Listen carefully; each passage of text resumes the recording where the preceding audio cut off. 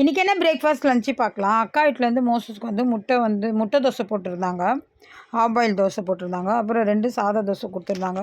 அதை வந்து அந்த கொல கொலன்னு இருக்கிறதுல தொட்டு தொட்டு அவன் டிஃபன் அவனுக்கு ஊட்டி விட்டுட்டேன் நான். மத்தியானம் லஞ்சுக்கு ஒயிட் ரைஸ். என் பையன் தயிர் சாதம் கேட்டிருந்தான். ஆனால் அக்கா வீட்டிலேருந்து மீன் குழம்பு, சங்கரா மீன் குழம்பு வந்தது.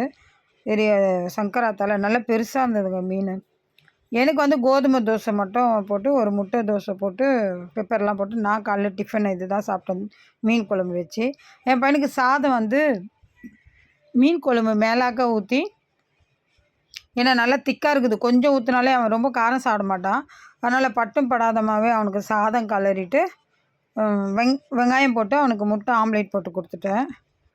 நான் வெங்காயம் பொடியாக கட் பண்ணி கொஞ்சம் வதக்கி தான் பண்ணேன். வெங்காயம் வச்சு சாப்பிட மாட்டான்.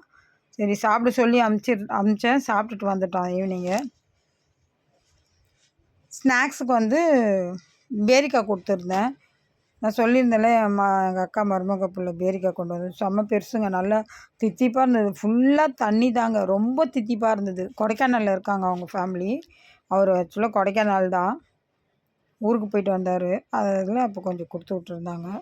சூப்பராக இருந்தது, நல்லா தண்ணியாக இருந்தது, தித்திப்பாக இருந்தது. இதுக்கப்புறம் புளியார் சத்துக்கெல்லாம் வரும்.